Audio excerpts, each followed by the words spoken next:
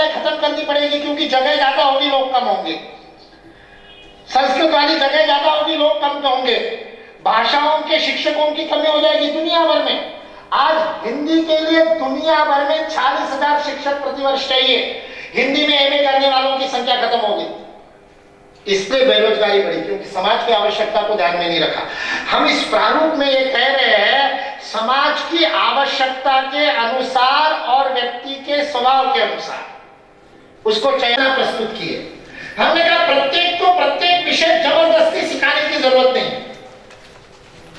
जो जीवन में उसको उपयोगी नहीं पड़ने वाला, ऐसी चीजें हम बच्चों को सिखा रहे। मैंने 10वीं में वर्ग समीकरण किए। आप में से भी जिन लोगों ने किए होंगे उनको याद होगा वर्ग समीकरण उस समय कितना बड़ा संदर्भ था। समानांतर समीकरण भी तेजी से बताइए। जिन्होंने आगे मैथमेटिक्स नहीं लिया, मैंने तो 12वीं तक किया, फिर भी 12वीं के बाद मैथमेटिक्स मेरा छूट गया जब मैं एलएलबी में गया। और जिन्होंने पढ़ाई तो छोड़ दीजिए, पढ़ाई के बाद जीवन में कितने प्रतिशत लोगों को क्वाड्रेटिक इक्वेशन का उपयोग हुआ? 1% भी नहीं। और हम सारे बच्चों को 10वीं तक रगड़ रहे, और इक्वेशन याद कर करके वो बच्चा शिक्षा से विमुख हो रहा है, भाग रहा है। ड्रॉप आउट्स की संख्या बढ़ रही, 7वीं में छोड़ के जा रहा है, 8वीं में छोड़ के जा रहा है। तो बैंक का खाता कैसे खोलना है ये नहीं सिखाया जा रहा, जबकि 8वीं तक के बच्चे को सिखा देना चाहिए। जबकि 8वीं तक के बच्चे को बाजार में जाकर के कैसे व्यवहार करना है सिखा देना चाहिए। अपना खुद का हिसाब किताब कैसे रखना है वो सिखा देना चाहिए। इसलिए हमने इसमें प्रारूप दिया कि 8वीं तक की शिक्षा को सहज सरल जीवनोपयोगी बना दो। उसको हमने नाम दिया सामान्य शिक्षा। यह 8वीं तक की शिक्षा प्रत्येक बालक को मिलनी चाहिए, देश के प्रत्येक बालक को मिलनी चाहिए। और वो इतनी सरल, इतनी आनंददायी, इतनी जीवन के साथ जुड़ी हुई होनी चाहिए कि किसी को भी उसको सीखने में कठिनाई महसूस ना हो। आरटीई के बारे में चर्चा होती है, शिक्षक मित्र बड़े परेशान हैं कि आरटीई में उन्होंने लिख दिया उसकी आयु जो होगी उस आयु के अनुसार उस कक्षा में उसको बिठा दो। यदि उसकी आयु 12 वर्ष की है तो वो 6ठी की कक्षा में बैठ सकता है, तो उसको 6ठी में बैठाना पड़ेगा। अब उसको पढ़ना लिखना कुछ नहीं आता, उसको पारे नहीं आते, और उसको हम 6ठी में कैसे पढ़ाएंगे? शिक्षक बड़े परेशान होते हैं। लेकिन व्यक्ति समाज में तो जीता ही है ना। आज आप बाजार में जाते हो, बाजार में ठेले के ऊपर सब्जी बेचने वाली कितनी माताएं ऐसी होंगी जिन्होंने जिंदगी में कभी कोई गणित नहीं पढ़ा, एक ठेले भर का अक्षर उनको नहीं आता, अनपढ़ है, गंवार है, आपकी भाषा में अंगूठा छाप है, लेकिन कभी किसी माता जी ने आपको गलत चिल्लर वापस दिए?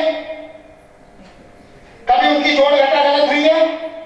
आप जोड़ लगाए उससे पहले वो जोड़ लगा लेती है पूरे सब्जी की, क्योंकि अनुभव का ज्ञान है, पढ़ाऊ ज्ञान, पढ़ाकू ज्ञान नहीं है उनको, पुस्तकी ज्ञान नहीं है, उनको अनुभव का ज्ञान है।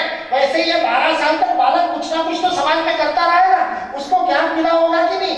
वो समाज में मिलने वाला बना रखा है जिसका जीवन में कोई उपयोग नहीं होता। इसलिए भारतीय शिक्षण मंडल यह क्रांतिकारी परिवर्तन की बात कर रहा है कि 8वीं तक की सामान्य शिक्षा सबको दी जाए, 8वीं में सार्वजनिक परीक्षा हो, और उसके बाद जो चाहे 8वीं तक बच्चा 14 साल का हो जाता है। और 14 साल के बच्चे को हमारे श्रम कानून के अनुसार भी 14 के नीचे वाला बाल श्रम कहा जाता है, 14 के ऊपर वाला अपने पैरों पर खड़ा होने के लिए अपना पैसा कमाने का काम कर सकता है। तो सबको पढ़ने की जरूरत नहीं, सबको 8वीं करने के बाद 9वीं में एडमिशन लो, इसकी जरूरत नहीं। कुछ लोग जिनको आगे पढ़ाई करनी है वो जाए 9वीं में, बाकी लोग कहें ठीक है मैं अपने काम धंधे में लगूंगा, मेरे को जिसमें मजा आता है वो काम करूंगा।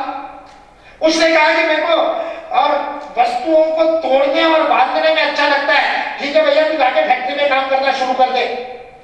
2 साल उसने फैक्ट्री में काम किया, फिर उसको लगा कि नहीं मैं पढ़ाई फिर से शुरू करना चाहता हूं। उसके उस 2 साल को अप्रेंटिसशिप मान लिया जाए, प्रशिक्षु सहायक के रूप में उसने काम किया ऐसा मान लिया जाए। उसके और जिसके उसने काम किया उसके सर्टिफिकेट लो, उसका एक सेतु पाठ्यक्रम तैयार करो, ब्रिज कोर्स तैयार करो, और उसको 10वीं के बाद 11वीं में एडमिशन दे दो। किसी ने मैकेनिक के पास काम किया, किसी ने सुतार के पास काम किया, किसी ने प्लम्बर के पास काम किया, किसी ने कंपाउंडरी की, 2 साल वापस आकर के फिर पढ़ाई में आ गया और फिर डॉक्टर बन सकता है। कंपाउंडरी करते करते उसके मन में आ गया कि मेरे को डॉक्टर बनना चाहिए, वो ज्यादा अच्छा डॉक्टर बनेगा। जिस दिन वो एमबीबीएस में एडमिशन लेगा उससे पहले उसको इंजेक्शन लगाना आ रहा होगा। ऐसी अत्यंत व्यावहारिक शिक्षा नीति बनाने का प्रयत्न किया है, क्योंकि समाज में से ऊपर बैठ करके किसी ने नहीं बनाई, महलों में बैठ करके बनी नहीं है, ये सड़कों पर बनी हुई है, इसलिए सड़क की आवश्यकताओं के अनुरूप बनी है। जो 9वीं से 12वीं में विद्यालय में भी जाना चाहता है उसके लिए भी सहज कर दिया। उस अरेबिक है, लैटिन है, ग्रीक है, हिब्रू है, इनको विश्व में क्लासिकल लैंग्वेजेस का दर्जा दिया जाता है। पाली है, ब्राह्मी है। क्यों? क्योंकि इसके अंदर एक अद्भुत और ऐसा साहित्य है, इसलिए उसमें से कोई एक भाषा बोले बच्चा। और क्या तुम्हारे कहा, हमने कहा एक व्यावसायिक प्रशिक्षण का एक कौशल उसको जरूर सीखना चाहिए हर बालक। कोई ना कोई एक व्यावसायिक कौशल उसको नहीं पढ़ सकता बच्चा 10वीं के बाद, या तो आर्ट्स लो या कॉमर्स लो या साइंस लो। क्यों भाई, क्यों जबरदस्ती? क्योंकि उस धारा में हम उसको प्रावीण्य देना चाहते हैं, उसके स्वभाव के अनुरूप जो होगा उसमें वो प्रावीण्य ले लेगा, वो 4 की जगह 6 विषय कर देगा।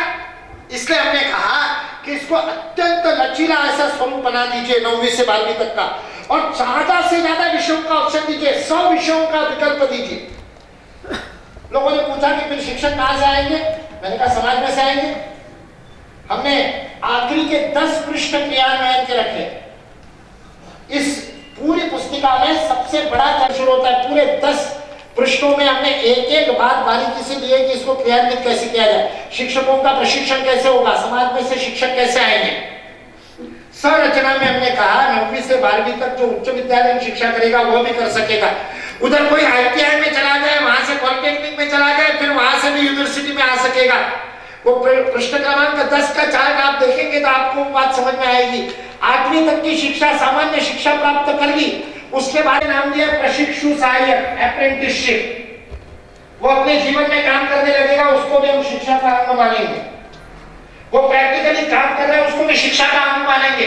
आज मजेदार स्थिति क्या है, जो 4 साल ऑटोमोबाइल इंजीनियरिंग पढ़ता है उसको इतने सारे सिद्धांत पढ़ा दिए जाते हैं कि जो वो ऑटोमोबाइल इंजीनियर अपनी कार लेकर के 8वीं पास मैकेनिक बच्चे के पास ले जाता है, वो कार की आवाज देख करके बता देता है क्या गड़बड़ है, क्योंकि उसके अनुभव का ज्ञान। जिसके पास डिग्री है उसके पास ज्ञान नहीं, जिसके पास ज्ञान है उसके पास डिग्री नहीं।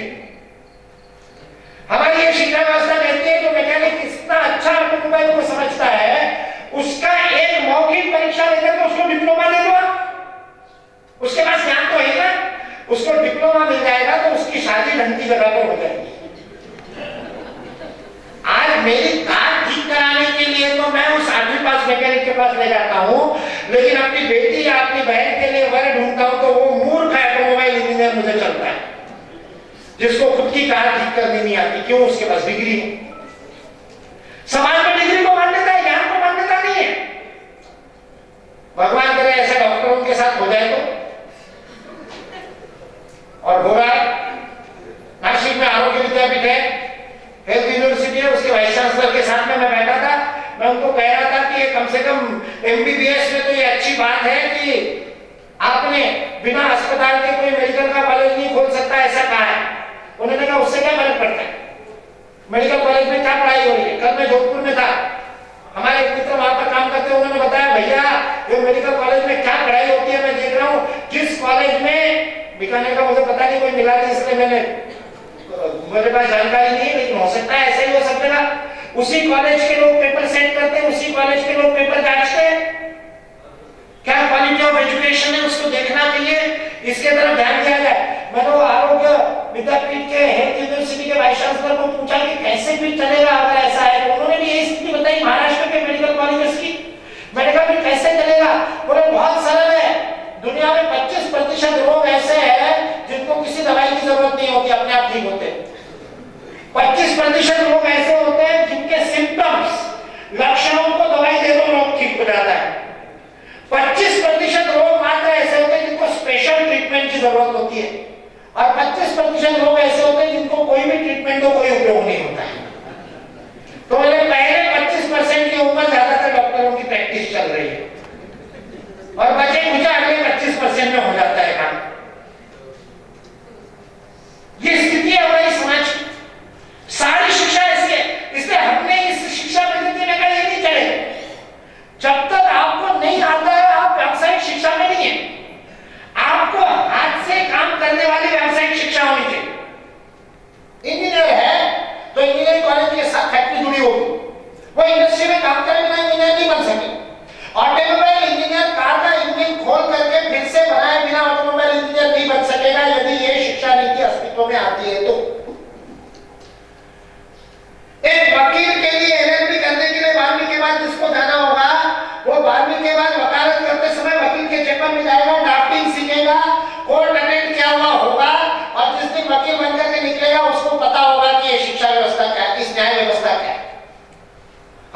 इसमें यह प्रस्ताव किया है कि बीएड का भी कोर्स 12वीं के बाद सीधा 4 वर्ष का कर दिया जाए। शिक्षक भी एक व्यावसायिक शिक्षा का अंग बने।